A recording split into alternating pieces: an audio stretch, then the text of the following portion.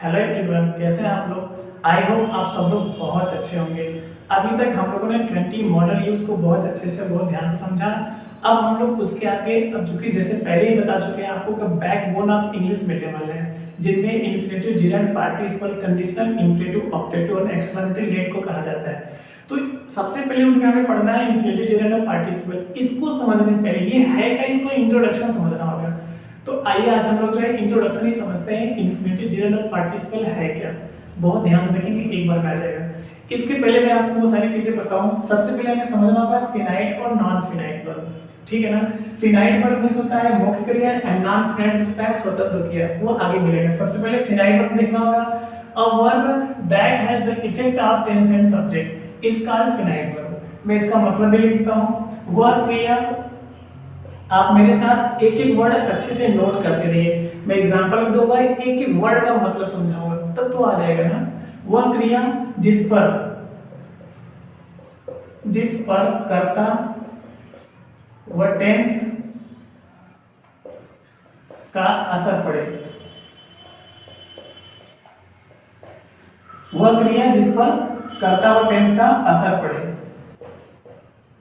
उसे finite verb मतलब मुख्य क्रिया कहते हैं। मुख्य क्रिया कहते हैं, समझना होगा आपको। वह क्रिया जिस पर कर्ता व टेंस का असर पड़े उसे फिनाइट वर्ब मुख्य क्रिया कहते हैं। वो कौन सी क्रिया है, कैसे असर पड़ता है, ये मैं एग्जांपल के माध्यम से क्लियर कर दूंगा। पहले हम डिफिनेशन समझेंगे, दोनों का डिफिनेशन लिख करके मैं एक साथ एग्जांपल लिखूंगा, दोनों का एग्जांपल क्लियर हो जाएगा, ठीक है ना। अब नॉन फिनाइट समझते हैं क्या है, बहुत ध्यान से देखिएगा, बहुत ध्यान से देखिएगा।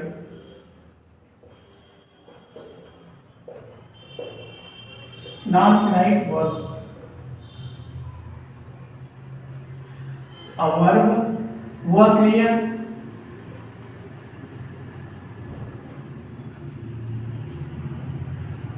that has no effect of tense and subject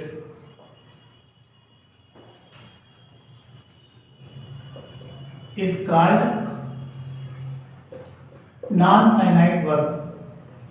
कोई इसको फिनिट कहता है, फिनाइट कहता है, फाइनाइट कहता है। अब आप फिनाइट ही होता है, फिनाइट मेन है, so is called non finite verb. Okay ना, इसको समझना होगा। वह क्रिया जिस पर कर्ता व टेंस का असर ना पड़े, जिस पर कर्ता व टेंस का असर ना पड़े उसे नॉन फिनाइट वर्ब मतलब स्वतंत्र क्रिया कहते हैं, ठीक है ना। लिख देता हूं इसका ही मतलब, वह क्रिया, आप एक एक वर्ड नोट कर रहे प्लीज, जिस पर कर्ता व टेंस का असर ना पड़े उसे नॉन फिनाइट मतलब स्वतंत्र क्रिया कहते हैं, स्वतंत्र क्रिया कहते हैं, ठीक है ना।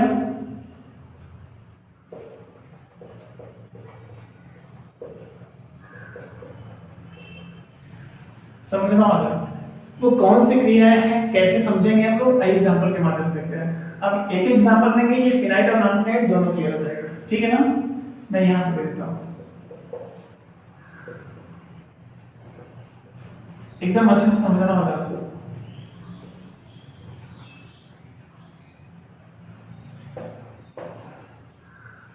He goes to play, he is going to play,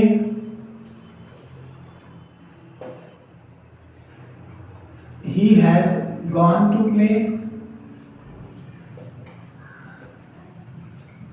and he went to play। Okay, अब आपको ये समझना है, मैंने 4 सेंटेंस लिखा है और चारों अलग अलग टेंस में लिखा है, ओके ना। लेकिन आपने ये देखा होगा दो ही क्रिया है, चारों सेंटेंस में सिर्फ 2 क्रिया है। कौन कौन सा, गो है और प्ले है ना।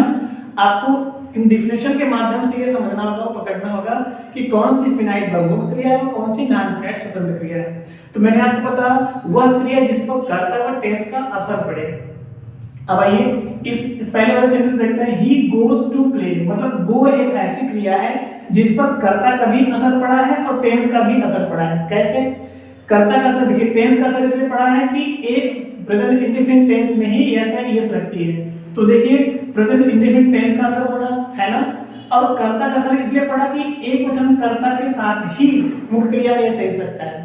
तो देखिए ही एक वचन है और गो में देखिए एस लगा है, मतलब इज लगाने की दो वजह थी। पहला तो वो प्रेजेंट इंडेफिनिट टेंस है और दूसरा ये कि वो कर्ता एक वचन है। तो गो एक ऐसी क्रिया है जिस पर देखिए टेंस कर्ता का भी असर पड़ा हुआ, टेंस का भी असर पड़ा है ना। नीचे वाले में देख लेते हैं, he is going to play. अब आपने देखा यहाँ पर गो था, गोज था, अब यहाँ पर गोइंग हो गया। कैसे? इस पर कौन से टेंस का असर पड़ रहा है? आप भी देख रहे हैं आईएनजी लगा है, इसका मतलब कंटीन्यूअस है, तो इसमें कंटीन्यूअस का असर पड़ा। अब कौन सा कंटीन्यूअस? इज लगा है, इसमें प्रेजेंट कंटीन्यूअस है। इज लगा है ना, तो प्रेजेंट कंटीन्यूअस टेंस है। कर्ता का असर कैसे पड़ा? तो ही एक वचन करता है इसलिए ही इज लगा है ना। ये बहुवचन तो आ लगा था, तो इज जो है इसी का समावेश है, इसी का जो है रूप है। तो आपने क्या देखा, इस क्रिया पर कर्ता और टेंस दोनों का असर पड़ रहा है। लेकिन आपने देखा नीचे वाले में हैज के बाद वर्ब भी थर्ड फॉर्म हो गया, इसका मतलब गोज, गोइंग एंड गॉन हो गया यहाँ पर। तो यहाँ पर भी आपने देखा इस पर प्रेजेंट परफेक्ट टेंस, किस टेंस का असर पड़ रहा है? प्रेजेंट परफेक्ट टेंस का असर पड़ रहा है, तो इसलिए दिखा आपने गॉन हो गया। अब ही एक वचन है इसलिए हैज लगा कर गॉन किया गया है, ठीक है ना। नीचे वाला आपने देखा कर्ता का असर फिर से पड़ा, टेंस का असर पड़ा है ना। पास्ट इंडेफिनिट टेंस वर्ब की सेकंड फॉर्म होती है, ही वेंट टू प्ले। लेकिन एक क्रिया दूसरी वाली जो देखा आपने, सब में सिर्फ प्ले प्ले प्ले है। देख रहे हैं आप लोग, देख रहे हैं ना, इसमें देखिए सब में रूप चेंज हो गया है ना। सब में रूप चेंज हो गया है, इसमें गोज हुआ है, गोइंग हो गया, गॉन हो गया, वेंट हो गया। मतलब गो एक ऐसी क्रिया है जिस पर कर्ता और टेंस का असर पड़ा है। तो ये गो कौन सी क्रिया कहलाएगी? फिनाइल पर मुख्य क्रिया कहलाएगी, ओके ना। एंड प्ले जो है चारों में देख रहे हैं सेम है, इस पर ना कर्ता का असर पड़ा है ना टेंस का। मतलब देखा आपने प्रेजेंट इंडेफिनिट टेंस का अनुसार ना प्लेज हुआ, ना ही प्लेइंग हुआ, ना ही प्लेड हुआ, इसमें भी ना ही सेकंड फॉर्म हुआ, है ना। तो प्ले पर कर्ता और टेंस का असर नहीं पड़ा है, इसलिए ये नॉन फिनाइल स्वतंत्र क्रिया है, इस पर कोई असर नहीं है किसी चीज का। लेकिन कोई एक ऐसी क्रिया है जिस पर कर्ता का भी असर है और टेंस का भी असर है। तो वही मैंने लिखा है, a verb that has the effect of tense and subject, that affects the tense and subject, जो प्रभावित करे, जिस पर प्रभाव हो, जिसका प्रभाव पड़े। अब जिस तरह से भी समझना चाहो, सब्जेक्ट एंड देखें टेंस एंड सब्जेक्ट, जिस पर सब्जेक्ट कर्ता और टेंस का असर पड़े उसे ही फिनाइल वर्ब कहा जाता है। मैंने हिंदी में लिख दिया, आपको समझ में आना चाहिए। और a verb that has no effect of, that does not affect भी हो सकता है, that has no effect of tense and subject is called non-finite verb, स्वतंत्र क्रिया कहलाते हैं। वह क्रिया जिस पर कर्ता और टेंस का असर ना पड़े। मैंने इस एग्जांपल के माध्यम से क्लियर करना चाहिए। आई होप कि वो सारी चीजें आ गई। अब इसे जल्दी से नोट कीजिए, क्योंकि मुझे इरेज करना होगा। अब हम समझेंगे, हमने अभी फिनाइट और नॉन फिनाइट को बहुत ध्यान समझ लिया है ना। अब फिनाइट वर्ब कितने प्रकार होते हैं वो भी देख लेते हैं। तो फिनाइट वर्ब दो प्रकार के होते हैं, पहले इसको आप नोट कीजिए अच्छे से, जल्दी से नोट कीजिए, फिर हम आगे बढ़ते हैं। अभी हमने देखा फिनाइट और नॉन फिनाइट क्या है बहुत अच्छे से। अब फिनाइट वर्ब किसे कहते हैं ये आपको बहुत ध्यान से समझना होगा। देयर आर, लिखते रहिएगा आपको, two types of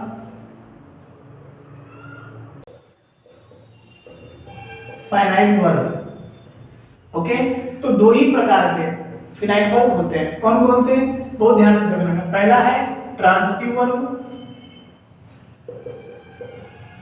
transitive verb, और दूसरा है इंट्रांजिटिव वर्ब। इंट्रांजिटिव वर्ब समझिए, ट्रांजिटिव और इंट्रांजिटिव क्या है। ट्रांजिटिव मतलब सकर्मक और इंट्रांजिटिव मींस अकर्मक, ओके। तो पहले ट्रांजिटिव वर्ब क्या है इसको समझना होगा, ठीक है ना। डालिए, आप हेडिंग में डाल लीजिए फटाक से। ट्रांजिटिव वर्ब मतलब सकर्मक क्रिया क्या है, पहले हमको ये समझना होगा, ठीक है ना।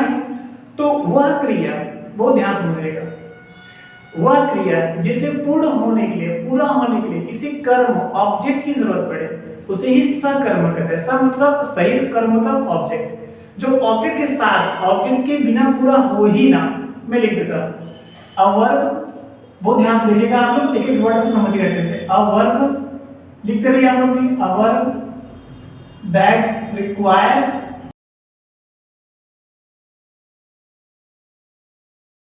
To complete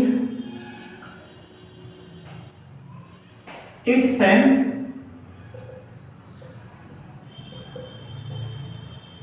is called transitive verb. Okay, मैं समझाऊंगा एक एक वर्ड अच्छे से, खाली आप ध्यान से देखते रहिए, नोट करते हैं। वह क्रिया जिसे पूर्ण होने के लिए किसी कर्म की जरूरत पड़े उसे ट्रांसिटिव वर्ब, सकर्मक क्रिया कहते हैं। ठीक है ना? यदि आप चाहें तो मैं लिख भी देता हूं, आप एक एक वर्ड नोट भी करते रहिए अच्छे से। वह क्रिया जिसे पूर्ण होने के लिए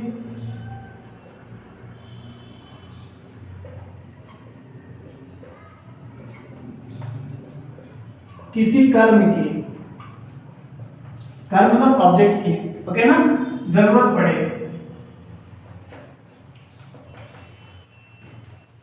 ओके, उसे सकर्मक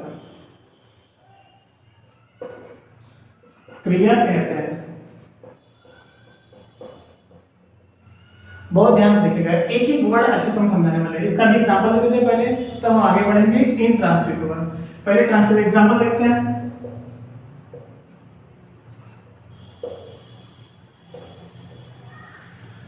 जैसे ही प्लेस, वो खेलता है, क्या खेलता है, क्योंकि क्या लगाने से हमको ऑब्जेक्ट मिल रहा है ना। वह खाता है, क्या खाता है, वह पीटता है, किसे पीटता है ना। वह पढ़ाता है, क्या पढ़ाता है या किसे पढ़ाता है। तो ये सारी कुछ क्रियाएं ऐसी हैं जिनके साथ क्या, किसे, किसको लगा करके ऑब्जेक्ट का सेंस आ रहा है। यदि ऑब्जेक्ट है तब तो सेंटेंस सही है, यदि ऑब्जेक्ट नहीं है तो हर तरह से सेंटेंस गलत माना जाएगा। भले आप उसमें जो है प्लेस विद टाइम कॉम्प्लीमेंट कुछ भी ऐड कर दीजिए, कितना भी बड़ा सेंटेंस क्यों ना बना दीजिए, लेकिन वो सेंटेंस गलत माना जाता है, क्योंकि उसमें ऑब्जेक्ट नहीं होती है। और जो क्रिया यदि ट्रांसिटिव वर्ब है तो उसमें ऑब्जेक्ट होना बहुत ज्यादा जरूरी है, ओके ना। तो यदि इसको सही करना होगा हमें, ही प्लेस क्रिकेट, हॉकी, कुछ भी लिखना होगा हमको, ठीक है ना। मैं यहाँ पर क्रिकेट कर देता हूँ, यदि मैंने क्रिकेट लिख दिया तब ये सेंटेंस सही है। वरना यदि क्रिकेट सिर्फ ना हो तो ही place in the field with his friend in the morning daily, कुछ भी लिख दो आप आगे, मतलब सेंटेंस कितना भी बड़ा कर दो तब भी वो गलत माना जाएगा। तो आपको यही ध्यान देना पड़ेगा कि यदि ट्रांसिटिव वर्ब है तो ट्रांसिटिव वर्ब के साथ हमेशा ऑब्जेक्ट होनी चाहिए। और कैसे आप समझोगे ट्रांसिटिव है कि नहीं है, तो आप प्ले मतलब जो भी वर्ब होगा उसमें आप किसे, किसको, क्या लगाने से आपको ऑब्जेक्ट निकल जाएगा। और जब ऑब्जेक्ट निकल रहा है तो समझिए वो ट्रांसिटिव वर्ब है, ऑब्जेक्ट नहीं निकल रहा है तो वो इंट्रांसिटिव माना जाएगा, ओके ना। जैसे हम कर दें Radha eats, Radha eats daily, Radha हर दिन खाती है, क्या खाती है। अब चूंकि क्या लगाने से ऑब्जेक्ट निकल रहा है ना, तो क्या खाती है लेकिन ऑब्जेक्ट है नहीं यहाँ पर, तो ये सेंटेंस गलत माना जाएगा, क्योंकि ईट जो क्रिया है ये आपका ट्रांसिटिव वर्ब है, सकर्मक क्रिया, इसमें ऑब्जेक्ट होना चाहिए। ऑब्जेक्ट नहीं होने पे सेंटेंस गलत माना जाएगा। तो क्या खाती है, आप कुछ भी लग दीजिए, मैंगो कर देते हैं यहाँ पर, तो राधा ईट्स मैंगो, राधा आम खाती है, अब ये सेंटेंस सही है। अब आगे ये सब कुछ भी ना लिखो, सिर्फ आप ट्रांसिटिव वर्ब के साथ ऑब्जेक्ट भी लिख दिया आपने, तो सेंटेंस कंप्लीट वहीं पर मान लिया जाएगा, सेंटेंस बिल्कुल सही भी हो जाएगा। लेकिन सिर्फ ऑब्जेक्ट ना होने की वजह से, भले ही आपने प्लेस भी लिखा है, विद भी लिखा है, टाइम भी लिखा है और भी कॉम्प्लीमेंट देखा आपने, तब भी वो सेंटेंस गलत माना जाएगा, ठीक है ना। तो आपको ये देखना है कि ट्रांसिटिव वर्ब मतलब सकर्मक क्रिया, वह क्रिया जिसे पूरा होने के लिए किसी ऑब्जेक्ट की जरूरत पड़े, है ना।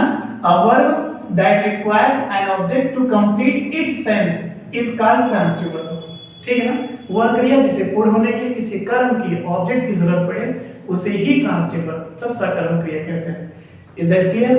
अब इसे जल्दी से नोट कीजिए, तो मैं आपको बताता हूं इंट्रांसिटिव वर्ब क्या है, ठीक है ना। जल्दी से नोट कीजिए।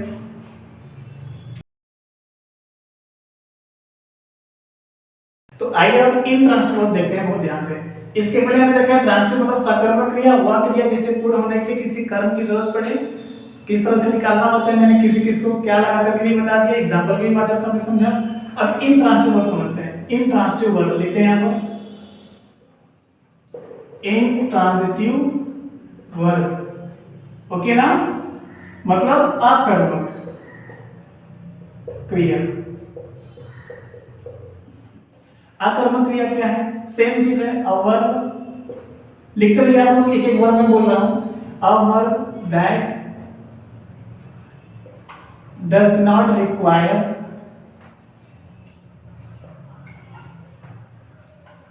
an object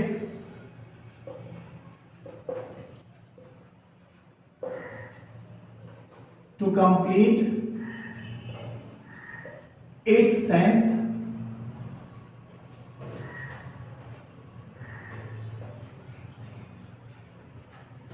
is called intransitive verb.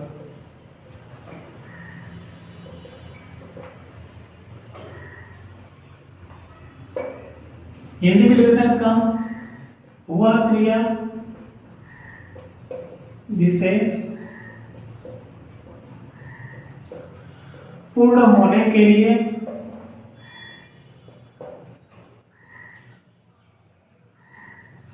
किसी ऑब्जेक्ट की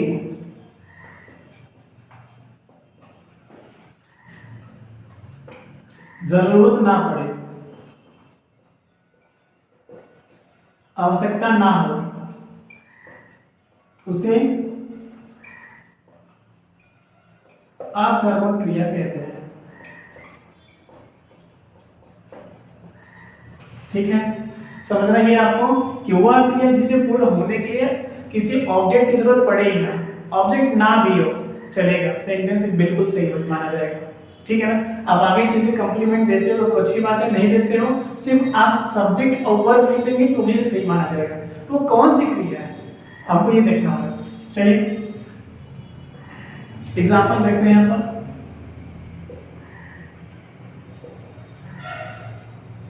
माय फादर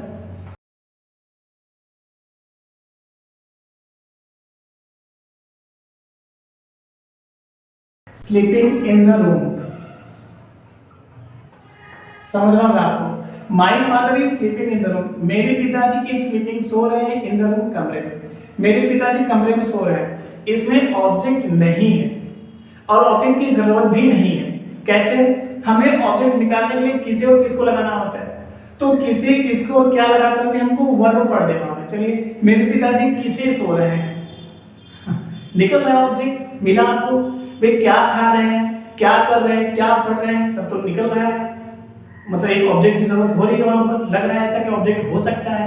लेकिन यहाँ पर मेरे पिताजी किसे सो रहे हैं, किसको सो रहे हैं या क्या सो रहे हैं, कोई बोलता है क्या? ऑब्जेक्ट निकल रहा है क्या इस तरह से? नहीं ना, लग रहा है आपको।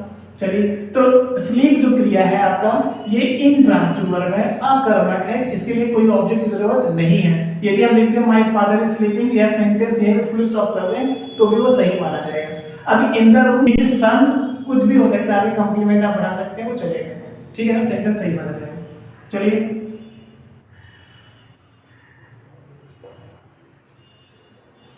he laughs in the class, वो कक्षा में हंसता है या हंसती है। ठीक है ना, तो सी laughs in the class, मतलब इस तरह से सेंटेंस बन सकता है। तो वो कक्षा में हंसती है, अब किसे हंसती है या किसको हंसती है, निकल रहा है ऑब्जेक्ट, आपको लग रहा है कि ऑब्जेक्ट मिल सकता है इसके बाद? नहीं ना। क्या हंसती है, मतलब किसी किसको क्या लगाने से ही ऑब्जेक्ट निकलेगा, और जब वो निकाल लगाने के बाद ऑब्जेक्ट निकले तो जान लीजिए वो ट्रांसिटिव वर्ब है, और किसी किसको क्या लगाने के बाद ऑब्जेक्ट ना निकले तो जान लीजिए वो इंट्रांसिटिव है। कर लेंगे आप, आपको यही समझना होगा।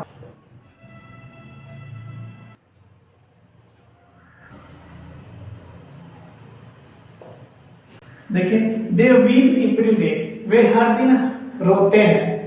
ठीक है ना, कौन रोता है? वे रोते हैं। अब चूंकि रोना आ गया शब्द, तो आप ये देखना, चूंकि ये वर्ब है, अब किसे रोते हैं, ऑब्जेक्ट निकला, मिला कुछ नहीं ना।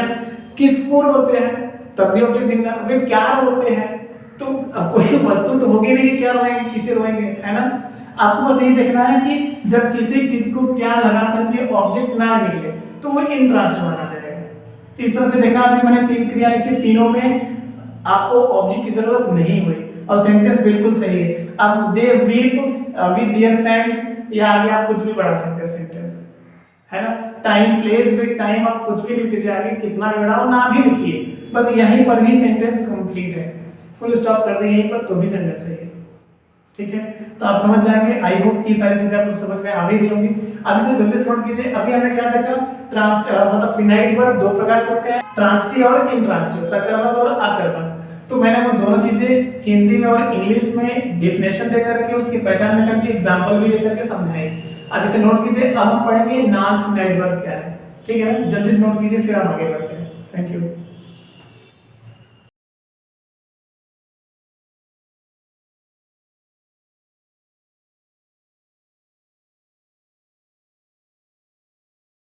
तो आइए अब देखते हैं नॉन फिनाइट वर्ब क्या है, ठीक है।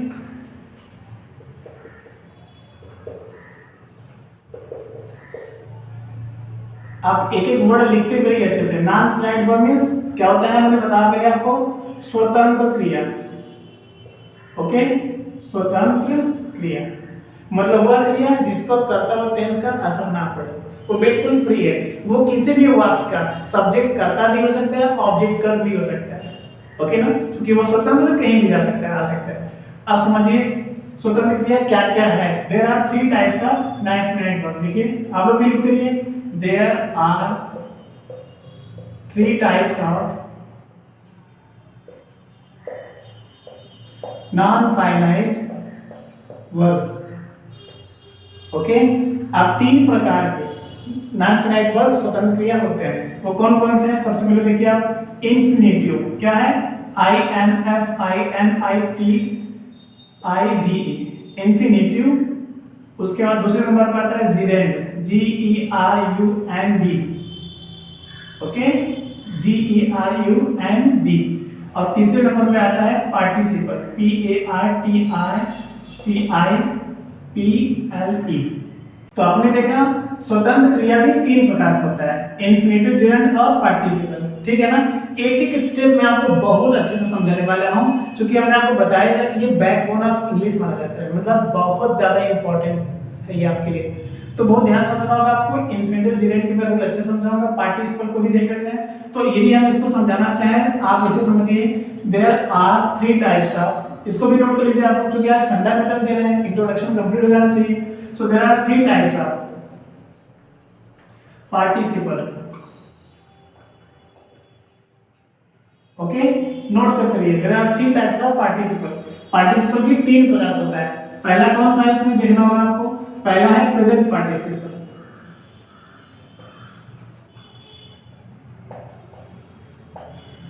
दूसरा है पास्ट पार्टिसिपल, ओके, और तीसरा है, अब कुछ बच्चे फ्यूचर पार्टिसिपल बोल देते हैं, जबकि ऐसा नहीं है, परफेक्ट पार्टिसिपल कहा जाएगा ये, परफेक्ट पार्टिसिपल, ओके। तो एक एक वर्ड में अच्छे से समझाऊंगा। इन सब के कितने नियम है, प्रेजेंट पार्टिसिपल के 5 रूल है, पास्ट पार्टिसिपल के 2 है, परफेक्ट पार्टिसिपल के 3 है। तो एक एक वर्ड, एक एक रूल में बहुत अच्छे से एक्सप्लेन करूंगा, बहुत ज्यादा मजा आएगा। ये सब बहुत ज्यादा इंपॉर्टेंट है ट्रांसलेशन के। एक ग्रामर नहीं है ये, इंट्रोडक्शन आप समझिए, ग्रामर की सही बिल्कुल नहीं है, ठीक है ना। तो आपको ट्रांसलेशन में यूज किया जाएगा, क्योंकि ट्रांसलेशन ही आपकी कम्युनिकेशन है, आप भी जानते हैं।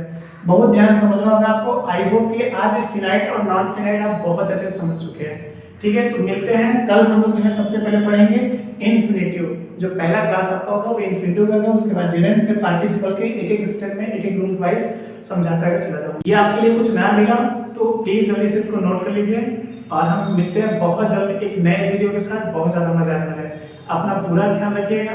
Wish you very all the best. Thank you so much.